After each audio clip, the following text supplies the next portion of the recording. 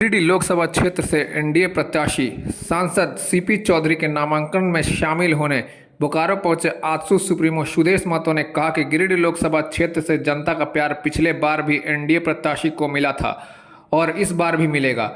इस दौरान उन्होंने कहा कि झारखंड के लिए काफ़ी दुर्भाग्य की बात है कि झारखंड हमेशा से भ्रष्टाचार को लेकर ही सुर्खियों में रहा है।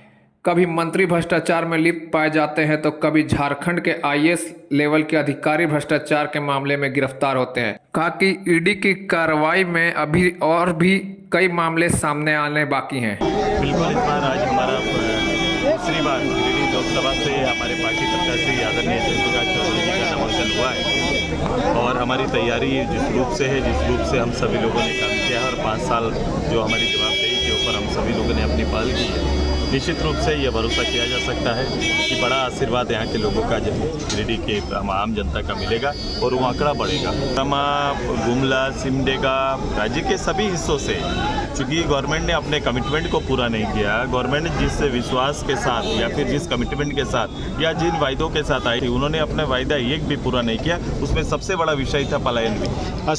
साफ है, हमारा एजेंडा एक एजेंडा है, एनडीए का एक एजेंडा है। हम दूसरे गठबंधन की तरह नहीं है कि अपने प्रदेश का अलग, ममता जी का अलग एजेंडा, वहाँ के कांग्रेस का अलग एजेंडा, ये अलग अलग एजेंडे पर देश और देश के संकल्प को पूरा नहीं किया जा सकता।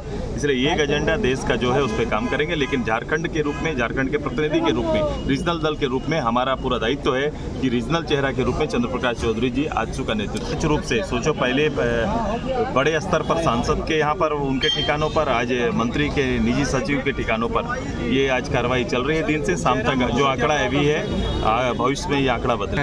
ये मैं हमेशा कहता हूँ कि जो राजनीतिक जो सुर्खियों में झारखंड रहा है वो कभी कभी कोई बड़ा श्रेय हमें नहीं प्राप्त हुआ है। कभी मुख्यमंत्री के इसी तरह के किसी घोटाले में जेल यात्रा रही हो या फिर इस तरह से सरकारी पदाधिकारियों या फिर अन्य जो लोग जो झारखंड के इस पूरे परिवेश को कहीं ना कहीं धूमिल करने का प्रयास कर रहे हैं, झारखंड का नाम को गंदा। मुख्यमंत्री का जवाब खड़ा होकर दे देना, 300 करोड़ का जवाब आ जाना चाहिए और जिस तरह से उनके ऊपर आरोप लगे हैं उनके जवाब खुद देने चाहिए ना।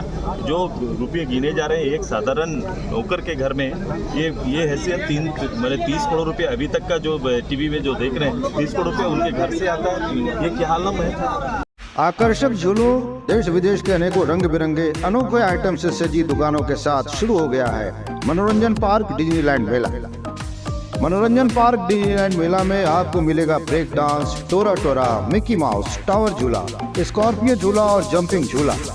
बच्चों के लिए जहाज समेत कई अन्य झूले, स्वादिष्ट लजीज व्यंजनों की दुकानें, भदोई की मशहूर कालीन, महिलाओं के लिए Banarasi suit, sari, Gujarati suit, fancy jewellery, बेहतरीन ब्रांडेड क्रॉकरी सहित और भी कई आकर्षण।